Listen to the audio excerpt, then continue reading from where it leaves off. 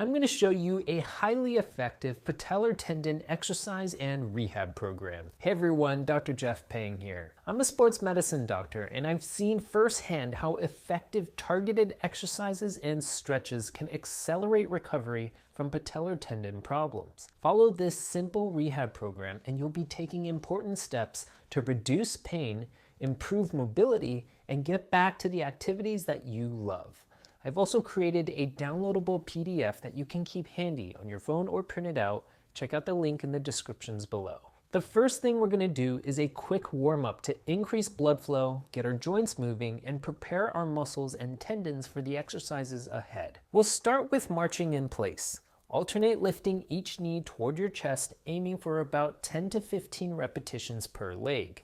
This movement activates the hip flexors and warms up the quadriceps, helping to engage the muscles we'll be using in the main exercises. Next, we'll do some leg swings. Stand tall and swing one leg forward and back, aiming for 10 to 15 repetitions per leg.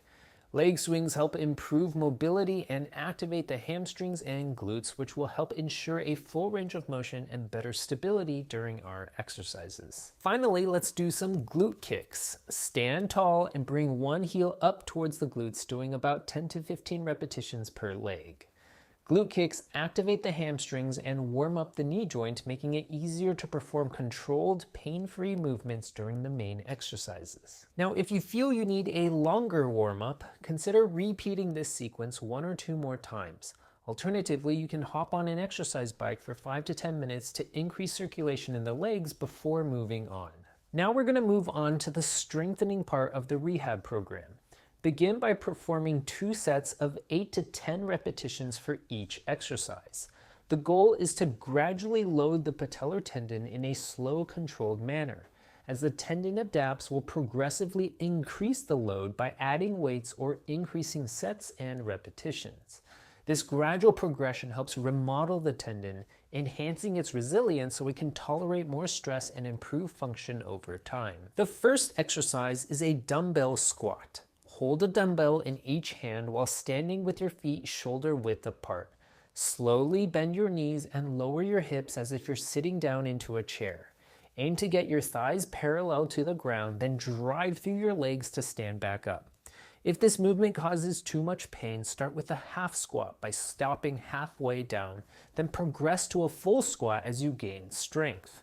Squats are excellent for strengthening the quadriceps, hamstrings, and glutes, muscles that are crucial for supporting the knees and hips. They put controlled load through the patellar tendon, which stimulates collagen repair and strengthens the tendon structure over time. The next exercise is a dumbbell split squat.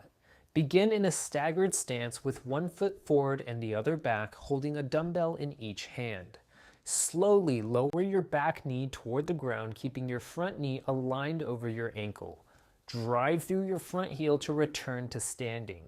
The split squat targets the quadriceps, glutes, and hamstrings and, like the dumbbell squat, applies an eccentric load to the patellar tendon, helping it remodel and strengthen over time.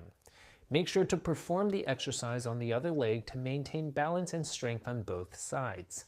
As you progress, you can increase the weight or advance to a forward lunge for added challenge. Next, we're going to do a dumbbell step up. Start with a low platform such as a sturdy bench or a step. Hold a dumbbell in each hand, place one foot on the platform and push through your heel to lift yourself up. Bring the other foot to meet the first, then slowly lower yourself back to the floor. The step up is essential for building single leg strength and improving balance. It strengthens the quadriceps, glutes, and hamstrings while also engaging stability muscles in the lower body.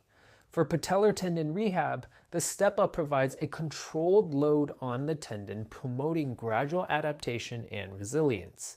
As you get stronger, you can increase the height of the platform or the weight of the dumbbells to add more challenge. Be sure to perform the step-up on the other leg to address any underlying muscle imbalances. Next, we're going to perform a glute bridge. Lie on your back with your knees bent and feet flat on the floor, about hip width apart. Engage your core and glutes, then lift your hips towards the ceiling. At the top, squeeze your glutes and hold for a second before slowly lowering back to the starting position. The glute bridge primarily targets the glutes and hamstrings, which are essential for knee support. Many people with patellar tendinopathy have weak glutes. This leads to poor biomechanics and increased strain on the knees. Strengthening the glutes with this exercise supports proper alignment and helps reduce knee stress. To make it more challenging, try a single leg glute bridge by lifting one leg, or place a dumbbell on your hips for added resistance. The final strengthening exercise is the calf raise. Hold a dumbbell in each hand and slowly rise onto your tiptoes, lifting your heels as high as is comfortable. Pause briefly at the top, then lower your heels back down in a controlled motion. Calf raises help strengthen the calf muscles, which are essential for stability and force distribution in the lower body. They play a key role in patellar tendon rehab by reducing strain on the knee and enhancing overall support. As you get stronger, you can increase the weight for added challenge or progress to a single leg calf raise. Now let's transition to stretching out the muscles. Stretching is essential after working out because it helps improve flexibility, promotes muscle recovery, and reduces soreness.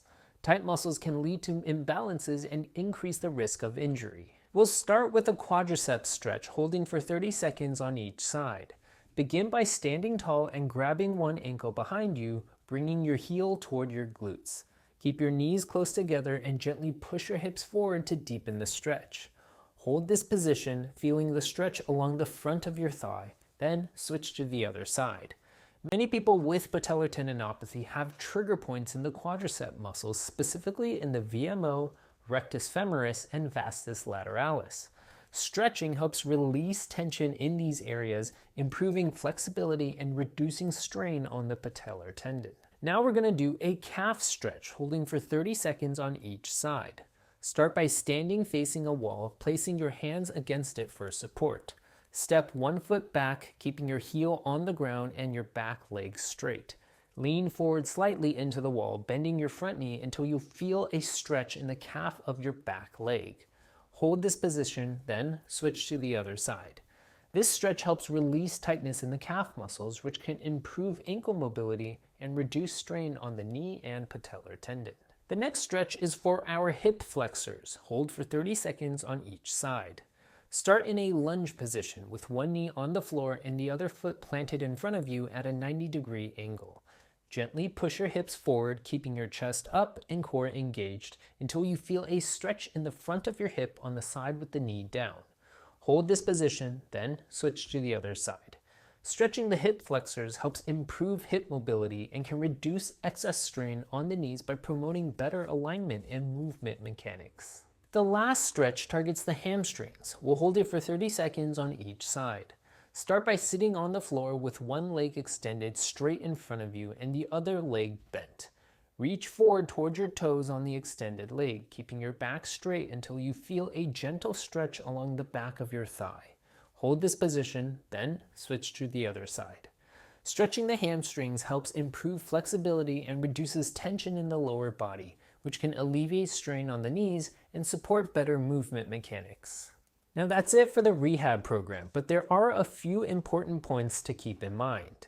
Aim to complete this program 2 to 3 times per week. Most people will need to follow it consistently for at least 2 to 3 months to allow the patellar tendon to adapt, remodel, and strengthen over time. To maximize tendon strength, gradually increase the challenge as you progress.